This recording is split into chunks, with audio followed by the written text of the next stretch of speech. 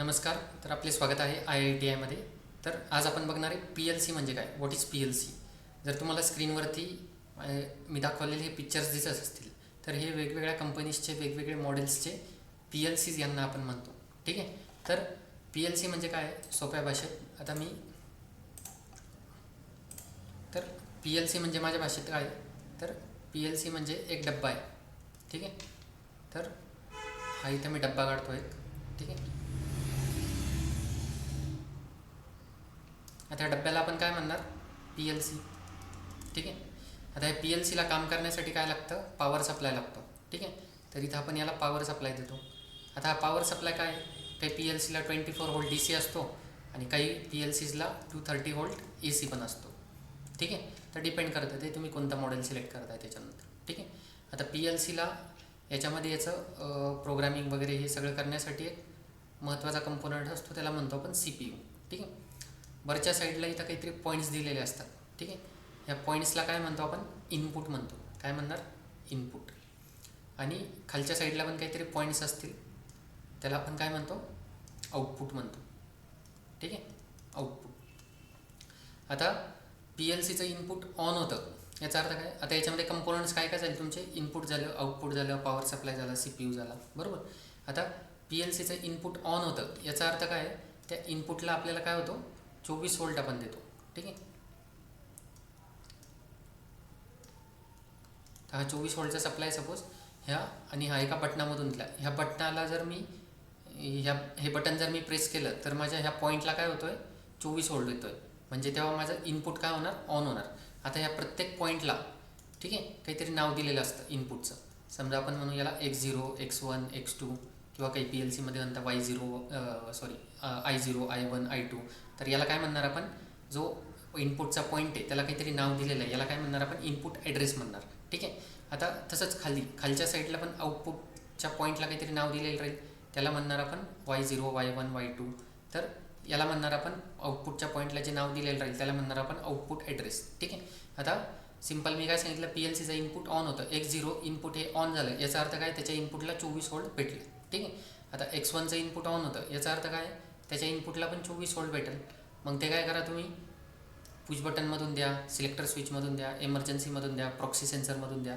तर हे काय झालं, तुमचं इनपुट झालं. आणि इनपुट ऑन होतं म्हणजे काय, त्याच्या इनपुटला 24 व्होल्ट सप्लाय आला पाहिजे, म्हणजे इनपुट ऑन होतं. आता PLCचं आउटपुट ऑन होतं, याचा अर्थ काय, त्याच्या आउटपुटमधून 24 व्होल्ट बाहेर निघत असतं. काय होतं, 24 व्होल्ट बाहेर निघत असतं. म्हणजे आता हा काय केला मी, इथं लॅम्प किंवा लोड कनेक्ट केला. ठीक आहे. याला लोड म्हणू आपण किंवा आउटपुट म्हणू. तर PLCच्या आउटपुटमधून जेव्हा 24 व्होल्ट बाहेर येतं याला काय म्हणतो आपण, PLCचं आउटपुट ऑन झालं. बरोबर. तर सिम्पली PLC कसं काम करतो, तुमचं इनपुट सिग्नल रीड करणार. आता याच्यामध्ये एक कम्युनिकेशनसाठी पोर्ट पण असतो. ठीक आहे. हा कम्युनिकेशन पोर्टने आपण काय करतो, लॅपटॉपमध्ये प्रोग्राम बनवतो आणि तो प्रोग्राम या PLCच्या CPUच्या मेमरीमध्ये टाकतो. बरोबर. तर PLC सिम्पल कसा काम करतो, इनपुट सिग्नल रीड होतं, CPUमध्ये जो प्रोग्राम आपण टाकलेला आहे तो एक्झिक्यूट होतो आणि त्याच्यानुसार तुमच्या प्रोग्रामनुसार ते आउटपुट ट्रिग होतं. ठीक आहे. तर असं काही कंपल्सरी नाही की X0चं इनपुट ऑन झाल्यावरच Y0 ऑन होतो. ठीक आहे. याचा कुठेही काही संबंध नाही इनपुट आणि आउटपुटचा. तो संबंध आपण कशाने लावतो, तुमच्या प्रोग्रामिंगमधून लावतो. तर तुम्ही X0वरती आउटपुटला Y10 आउटपुट पण चालू करू शकता, तसं तुम्हाला त्या प्रोग्राममध्ये लिहावं लागेल. ठीक आहे. तर हे सिम्पल PLC झाला. PLC काय काम करणार, इनपुट सिग्नल रीड करणार, प्रोग्राम एक्झिक्यूट करणार आणि आउटपुट ट्रिक करणार. ठीक आहे. आता याच्यामध्ये काय आहे, तर PLCमध्ये तर इनपुट झालं, आउटपुट झालं, पॉवर सप्लाय झालं, CPU झालं, तर हे सगळं एकाच डब्यामध्ये होतं. बरोबर. तर याला आपण काय म्हणणार, कॉम्पॅक्ट PLC म्हणणार. ठीक आहे. जर आपण टाईप्स ऑफ PLCमध्ये जर आलो तर हा काय झाला माझ्यासाठी, कॉम्पॅक्ट PLC. ठीक आहे. तर हा PLCचा प्रकार झाला पहिला. दुसरा PLCचा प्रकार काय असणार आहे, दुसरा PLCचा प्रकार आहे मॉड्युलर PLC. ठीक आहे. Modular PLC. आता मॉड्युलर PLC आणि कॉम्पॅक्ट PLCमध्ये काय फरक आहे, तर वर्किंग तर सेम आहे. वर्किंग काय असणार आहे, इनपुट सिग्नल रीड होणार, प्रोग्राम एक्झिक्यूट होणार आणि आउटपुट ट्रिग होणार. पण याच्यामध्ये स्ट्रक्चरमध्ये फरक असतो. ठीक आहे. आता मॉड्युलर PLCमध्ये काय असतं, मागच्या साईडला एक रॅक असतो. ठीक आहे. आता ह्या रॅकमध्ये काय आहेत, तुमचे स्लॉट असतात वेगवेगळे. ठीक आहे. हा पहिला स्लॉट झाला, दुसरा झाला, तिसरा झाला. ठीक आहे. तर हे वेगवेगळे स्लॉट्स असतात.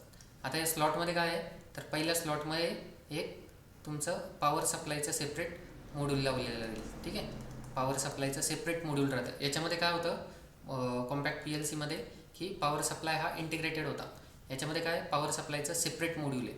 त्याच्यानंतर सी पी यूचं सेपरेट मॉड्यूल राहील. ठीक आहे, सी पी यूचं सेपरेट मॉड्यूल आलं. त्याच्यानंतर इनपुटचं सेपरेट मॉड्यूल आलं. तुम्हाला जेवढे इनपुट पाहिजे त्याच्यानुसार कार्ड भेटतं, ते कार्ड घेऊन तिथं लावा. त्याच्यानंतर आउटपुटचं सेपरेट मॉड्यूल भेटेल. ठीक आहे, तर किंवा इनपुट आउटपुट मिक्सवालं पण सेपरेट मॉड्यूल असतं. अर्धे इनपुट असतील अर्धे आउटपुट असतील, तसं पण कार्ड तुम्ही घेऊ शकता. ॲनालॉग इनपुट आउटपुटचं कार्ड वेगळं असतं.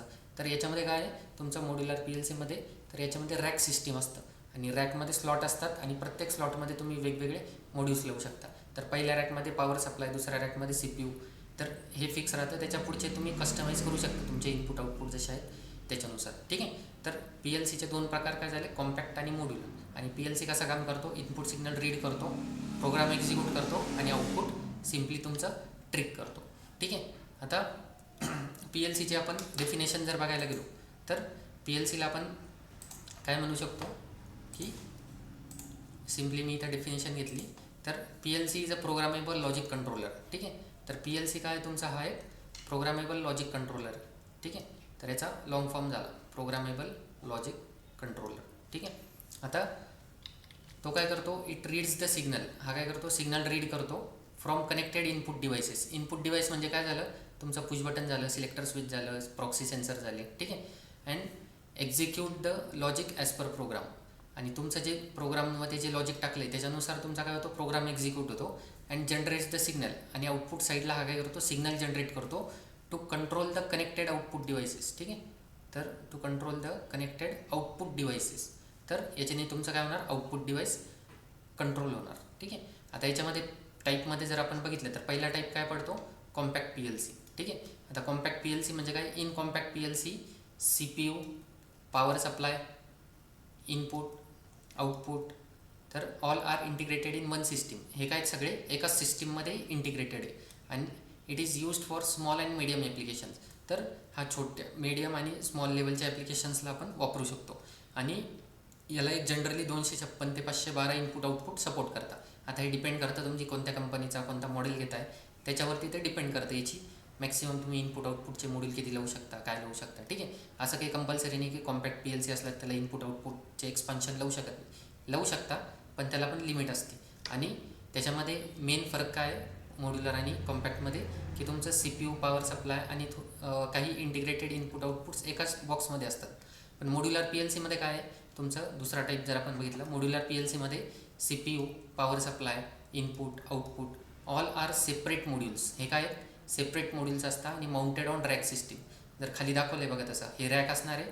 रॅकमध्ये काय, हा पहिला पॉवर सप्लाय झाला, त्याच्यानंतर हा सी पी यू झाला, नंतर तुम्ही इनपुट, इकडं आउटपुट, नंतर जे पण काही तुमचे असतील एक्सपान्शन ॲनालॉग इनपुट आउटपुट, तर ते तुम्ही इथे सिलेक्शन करून लावू शकता. आणि हे कधी वापरतो आपण, हे मीडियम आणि लार्ज तुमचे मोठे मोठे ॲप्लिकेशन असेल, प्रोग्राम मोठा असेल, इनपुट आउटपुट जास्त असतील. ठीक आहे, प्रोग्राम लिहिण्यासाठी मेमरी पण भरपूर जास्त लागत असेल, तर आपण मीडियम मॉड्युलर पी एल सीजमध्ये येतो. आणि याला जनरली 1000-1500 इनपुट आउटपुटपर्यंत सपोर्ट करतात. त्याच्यात पण तुम्ही कोणत्या प्रकारचा सी पी यू सिलेक्ट करताय, कोणता मॉडेल सिलेक्ट करताय, कोणत्या कंपनीचा आहे, त्याच्यावर त्या गोष्टी डिपेंड करतात. ठीक आहे, तर हा सगळा झाला तुमचा पी एल सी म्हणजे काय असतं आणि पी एल सीतले कोणकोणते प्रकार असतात. तर हे आपण थोडक्यात बघितलं. ठीक आहे, अजून पी एल सी रिलेटेड वेगवेगळ्या टॉपिक्सवर आपण पुढे लेक्चर्स बघू. ठीक आहे, धन्यवाद.